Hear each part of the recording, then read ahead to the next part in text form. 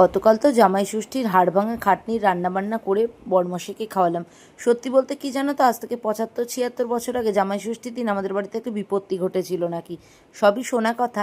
কিন্তু সেই জন্য আমার বাবার বাড়িতে জামাই ষষ্ঠী নেই, তাই ১৫ বছর ধরে আমিই শাশুড়ি মা হয়ে বরমশাইকে জামাই ষষ্ঠীর খাবার খাইয়ে চলেছি। ঘড়িটা কেমন লাগলো বলো তো? আমাদের তিনজনের ছবি দেওয়া এই ঘড়িটা রয়েছে আমাদের বেডরুমে। বৈশাখীদি বলেছে কালকে আমাকে শাড়ি পরে ভীষণ সুন্দর লাগছিল। তোমরা তো আমাকে যেভাবে দেখো সেভাবেই সুন্দর। আমার মতন কিন্তু আমার বনানীদির বাড়িতেও জামাই ষষ্ঠী নেই, কিন্তু জামাই ষষ্ঠী না থাকলেও কালকে অরণ্য ষষ্ঠী বলে কোনো একটা ষষ্ঠী আছে, সেটা বনানীদি পালন করেছে। আজকে ব্রেকফাস্ট করে বাড়িতে ফিরে তারপরে তো দুপুরের জন্য আমি রেডি হলাম। এ দেখ, তখন নাইটিটা দেখালাম, এখন নাইটি পরে চলে এলাম। আজকে জামাই ষষ্ঠীর পরের দিন জামাইয়ের দেওয়া নাইটি পরেছি। কেমন লাগছে বলো তো ভাইটি বোনটি? চলো খেতে বসি। ওরা তুমি কিছু ছাড় খাবি না তো বললে হবে? এই চল, জামাই ষষ্ঠীর নাইটি পরেছি, বাসি নাইটি।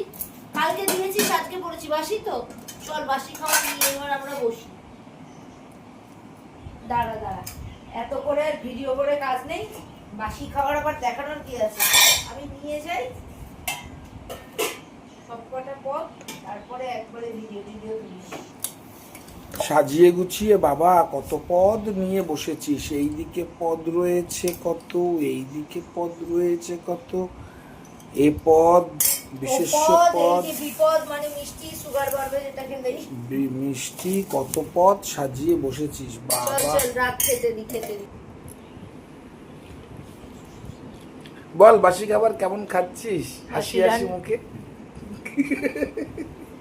বাসি রান্নার স্বাদ বেশি।